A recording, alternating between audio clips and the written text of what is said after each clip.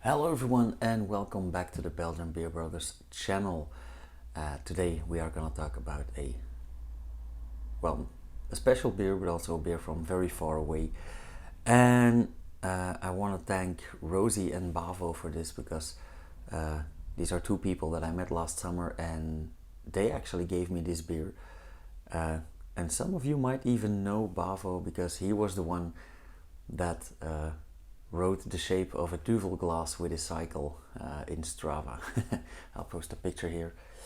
But yeah, I visited them and they gave me this beer. This beer is the Cocobänger BA from the Cellar series from Pohjala.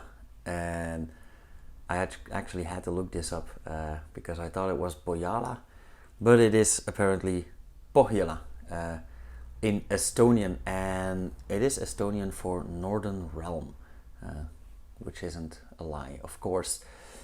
Now, Pohjala is a rather young brewery. They were founded in 2011 in Tallinn in Estonia. As many of these stories go, this brewery was founded by four friends, a combination of beer lovers, enthusiasts, and home brewers. They founded the company in 2011, and in 2012 they looked for help and they took on Chris Pilkington from Scotland, and he was at the time a brewer at Brewdog, so he came to Estonia and became head brewer for Pohjala. Now that I learned the name, I'm gonna use it often. Then early in 2013 the first beer is released, and I have no idea how to pronounce this, but it is I think, double O with umlaut, and this is an imperial black, an imperial Baltic porter. Currently this is still in the core range of Pohjala. At the time, all their beers are contract brewed in other breweries because their facilities are still under construction. And in April of 2014, the new brewery is finally inaugurated. It is built in the Nom district in Tallinn, and they start out with a fermenting cellar with four 24 hectoliter fermenters. They keep expanding, and in 2015 they opened their Speak Easy bar. This is a bar near the railway station, not to be confused with their Easy bar, which is in their current brewery. But the Speak Easy bar near the railway station, and they also start organizing the Tallinn Craft Beer Weekend, a weekend beer festival with about 40 breweries and more or less 200 beers from all over. In 2018, so yeah, only 4 years after they opened up the brewery, they already move and they build a new brewery at the Noblessner shipyard at the historic part of town. This brewery cost nearly 5 million euros, and it features a 50 hectoliter brew house, which adds up to a capacity of 1200 hectoliters a month, which is quite a bit. They also install a state-of-the-art filling line with a capacity of 6,000 bottles per hour, which is okay. A bit more than okay, actually. If you do 100 bottles a minute. At the same time, they open up a new tap room with 120 seats and 24 taps. So built for a good time, I'd say. And in 2019, 1 year later, they even opened up a pop-up bar for a while in Beijing, China. Pohjala is a brewery that constantly researches how they can make specialty beers, how they can improve their beer, and currently they focus mainly on porters, on barrel aging, and on using ingredients from the Estonian forests. For example, they have the Cellar series, of which This one is apart, actually. This one is discontinued. But the Cellar series are beers that are barrel aged in bourbon barrels, cognac barrels, sherry barrels, tequila barrels, all kinds of barrels. And they have a few new ones, and some of them are the older beers that they age in the barrels. Next to the Cellar series and their core range, they also have the Forest series. And the Forest series is a special range of beers that uses rare botanicals or forest ingredients, some Estonian folk medicine, and they feature ingredients like birch bark, bilberry, honey, juniper wood, all kinds of woods actually, mushroom, spruce tips, herbs, anything they can find and use from the woods. Now, as I said, this beer is the Cocobänger BA, which of course stands for barrel aged, and this is a barrel aged version of the Cocobänger that they already had. The original Cocobänger is an imperial stout of 12.5% ABV. This barrel aged version from the Cellar series has 13% ABV. It's not your average stout. This one is brewed with toasted coconut flakes and with Bolivian Teodosio Mamani coffee. Now, I like researching the beers that I have. And I like learning stuff, but I know fuck all about coffee. So I researched it. I had a tiny bit of knowledge about coffee because I studied horeca, and that was part of my lessons. But this was all new to me. So Teodosio Mamani is a coffee farm in the municipality of Canton Uyunense in the province of Caranavi in the Yungas region in Bolivia. Had to study about that sentence. And they mainly breed Arabica, Varietal, Caturra and Cachuay coffee, which is funny because the Cachuay coffee is already a breed between Mundo Novo and Caturra. So they blend the Caturra and the Cachuay, which they grow at a height. Coffee is mainly grown in the mountains, and they grow this at a height of about 1600 to 1750 meters above sea level. They mechanically wash the beans, and then they induce a dry fermentation, an anaerobic fermentation, for 16 hours, after which they dry these beans on an African raised bed for 12 days. And then, of course, it's ground up, packaged, and sent all over the world. Now, coffee connoisseurs, which I'm not, say that this coffee is rather sweet and fruity. I've heard tastes like raisins, prune juice, brown sugar, honeycomb, lime zest, mango. So, as with every beverage of choice, people find anything in there. And I do think that it's cool that they don't just use generic coffee, but they actually went out and looked for a decent coffee brand to use in their beer. That also says a lot about the brewers from Pohjala. Of course, with a head brewer from Brewdog, you would expect some quality as well. Now, this beer, the Cocobänger, is aged in freshly emptied American rye whiskey barrels. So not the dried up ones, the fresh ones. And there are so many ingredients in this beer. So apart from the flavors from the wood and the aromas from the wood, from the casks that go into the beer, they've used malts galore. They've used pale malt, Munich malt, Carafa Special T2, dark chocolate malt, chocolate rye malt, special B, Cara 300, flaked oats, and they added some Demerara sugar, to get to that 13% ABV, of course. Same thing with the hops. I would not expect a lot of hop in an imperial stout, but they did use Columbus HBC 472, and then for the aroma they used that coffee and toasted coconut flakes. So I am expecting a boozy, sweet, toasty,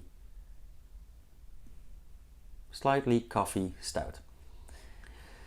So with all these ingredients and that backstory for this beer, I am very curious, and I've been waiting a long time to open this up. Just couldn't find the right time. Now, one minor detail of the Cellar series is that they wax the bottle cap. So I'm not going to use my usual bottle opener, but I'm going to use my trusted tire-bouchon that I've had for over 20 years. But first, let's read this bottle.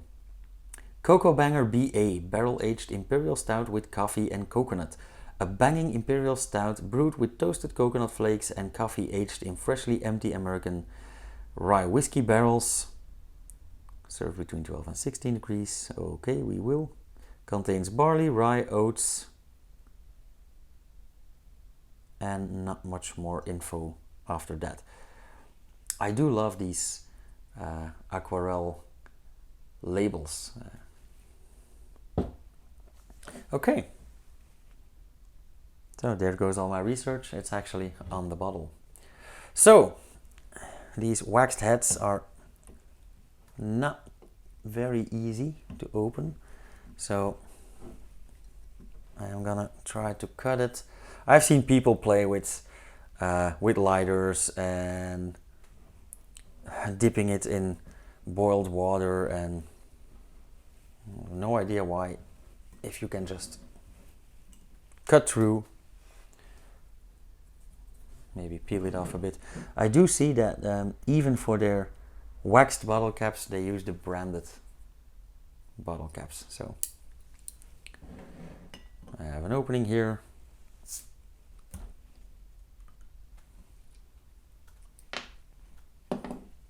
Easy like that. Let me clean this up. Ooh, I haven't moved the bottle towards me and I already get a lot of aroma. Yeah, that smells exactly as expected. It smells the way it sounds. Very rich.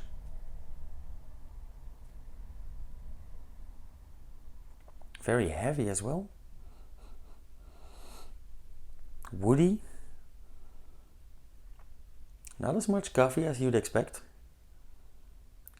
Not much coconut either. It does smell very toasty, even burnt, I would say. And sweet. So I am preparing for a very heavy and boozy beer. I am very curious for the color as well. Oh wow, look. It's like candied sugar or syrup.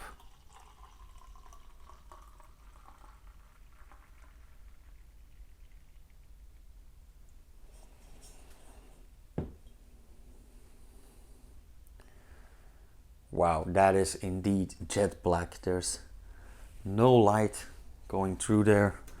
Let me illustrate.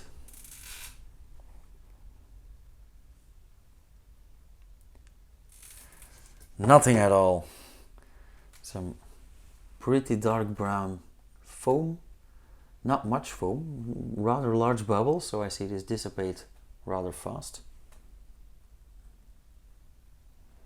Oh wow, it's like chocolate cream or like coffee and chocolate liqueur.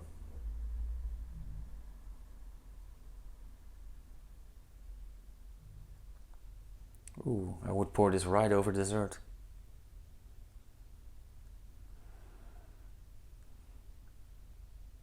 Very soft, but also very heavy at the same time.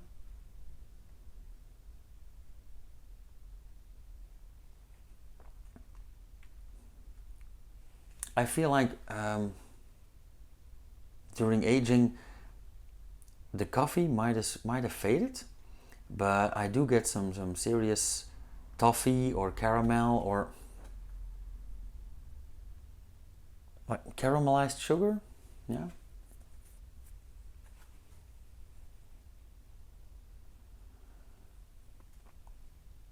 Maybe some anise.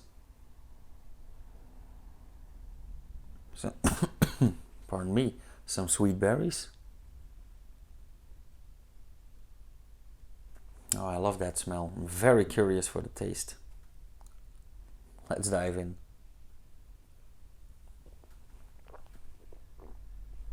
Oh wow. Yeah.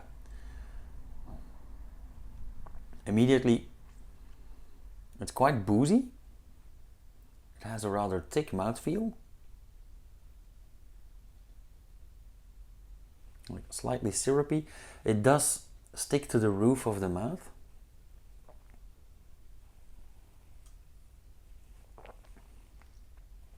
I do get the 13% ABV. Again, a lot of chocolate syrup. Reminds me of chocolate sauce.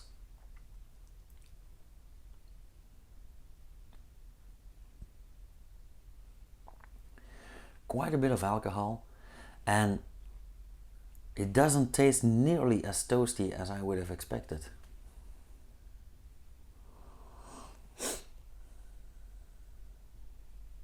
I do get an aftertaste that I can't put my finger on.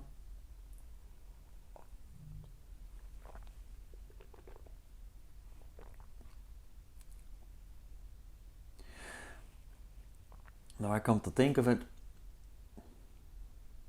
the coconut isn't very outspoken, but it is absolutely there. It is present.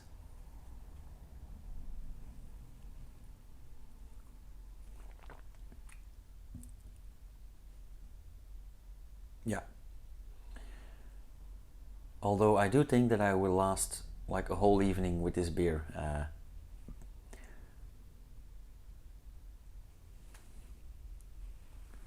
Lovely how the bubbles come up.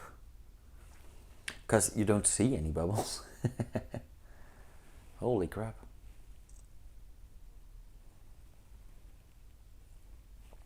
Now, normally I'm not that fond of the very thick, sugary, milky breakfast stout takes on this beer. But yeah, I do like this one. It's not gonna get a 12 out of 10. It's also not my style. But yeah, I would rate this like a solid 7, 7.5. Yeah, somewhere around that.